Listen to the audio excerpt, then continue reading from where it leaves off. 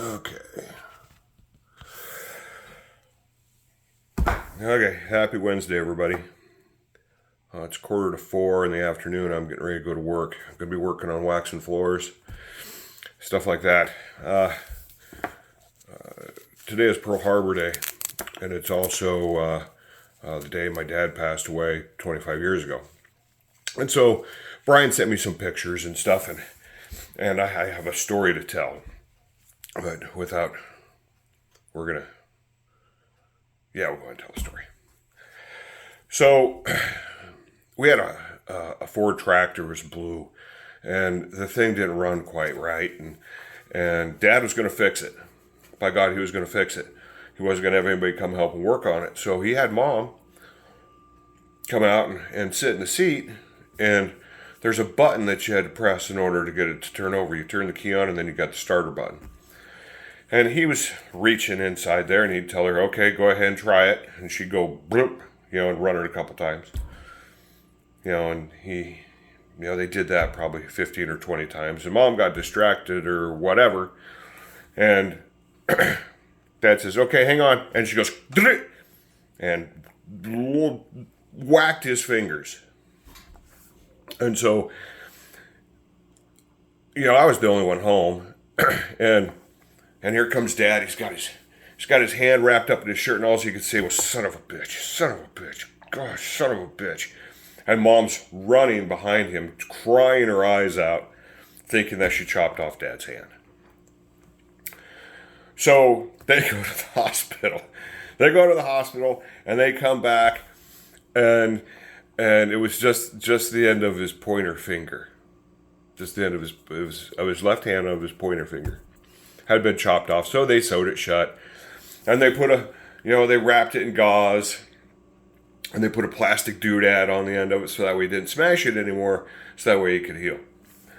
And this is during the summertime. It's like almost harvest time, and so you have to leave this thing on for a couple weeks for the stitches and stuff to heal. And so Jake Ellens was our neighbor across the road, and we were going to go over there and talk to Jake about some stuff. And so Dad he'd put gas in the pickup, and evidently had got some on this gauze on his hand. And so we go driving over there in the stubble field, real slow, so we didn't set anything on fire.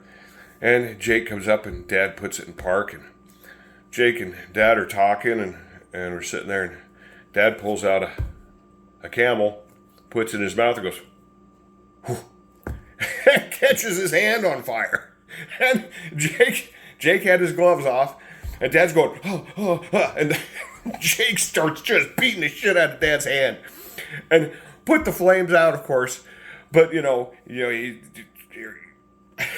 the damage is done. Didn't really burn Dad, but it melted the plastic and stuff a little bit and torched the gauze up some. But the first thing he does is he looks at me and he says, don't tell your mother. Okay, Dad, I won't say a word.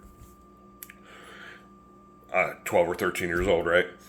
And so we finish talking to Jake, and we come back, and Dad parks out by the shop, and he's thinking about how he's going to tell Mom about this. And I went walking in the house. She's like, so how's the harvest going? Jake's doing pretty well, and Dad set his hand on fire. and of course, Mom, she's like, what? I said, yeah, he had some gas on that gauze, and he set his hand on fire.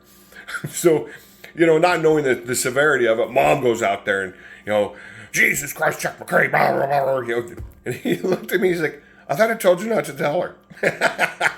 But I told Mom on him.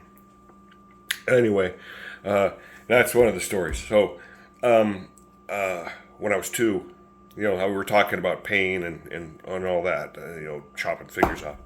When I was 2 years old, this one's for my sister Jolene.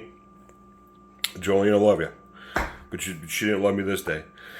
So when I was 2, we had a door on the west side of the house and a door on the south side of the house, and the door on the west side was it was heavy duty wood. And we were outside, and there was a storm coming up, and the wind was starting to blow.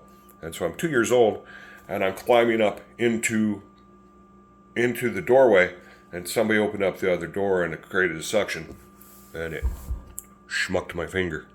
So that fingernail right there has been that way since I was 2. So 53 years.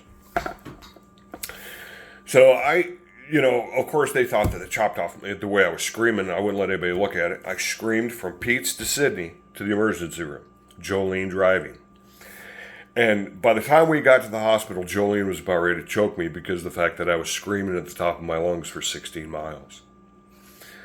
And so I go into the emergency room, and of course this is a pretty nurse. A pretty nurse comes out and sits me down and says, "Okay, let's take a look at your finger, but let's take a look at the boo-boo." And of course I immediately stopped crying. I stopped crying. And she's like, "Oh, well, we'll have to get some x-rays on that and all that. And hold your finger really still." And they ended up putting a Band-Aid on it and everything was fine. Sent me home. Jolene was pissed about that to this day. I screamed the whole time. So let's skip forward to 2 days ago. 2 days ago, I was going to do a solid for Diana at the store and let her borrow my Christmas tree. My Christmas tree is downstairs in the crawl space. And, I don't like going to the crawl space. I always hit my head and crap, and I thought I was being pretty safe. And I have a hard hat down there, so I actually put the damn hard hat on, so I didn't bonk my noggin. And I go and I pulling this tree out. It's in 2 separate bags. It's like moving 2 bodies. It's a pretty heavy tree. Anyway, getting it out of there, I was standing on my couch. The crawl space is like, 4 feet up, 3.5, 4 feet up in the air, and you have to kind of perch yourself on it. It's a pain in the ass to get into. I get the tree thrown out of there, and I'm sitting on the edge, and I'm trying to there's 2 doors on it with a barrel lock, and I'm trying to get the goddamn door shut. And I go and I pinch, I'm trying to get it shut, and if I didn't pinch that son of a bitch again, I'll probably lose a nail. It was really purple yesterday. Really super purple.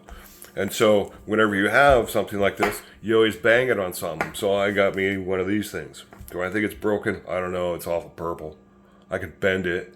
I haven't played guitar yet. But, it was like going back 53 years in time, man. Dude, I was howling like a wolf. Boy, I tell you what, words coming out of my mouth that probably shouldn't have been said. The cats ran. I was screaming, yelling so loud. The cats didn't come out. They thought that the world was coming to an end because I schmucked my finger again. Anyway, it's a long ways from my heart. Man, god dang, it hurt. Son of a gun. And, I see guys that have like, I chopped them off with a table saw. God dang. If this hurts like that, man, dude, god dang. So I wasn't paying attention and I was in a hurry, and so it's my own damn fault. But it's just kind of a hindrance at this point. So, I can bend it. It's turning a little white. It's got, I don't know, blood flow issues. Well, who knows? I don't think they're going to have to amputate.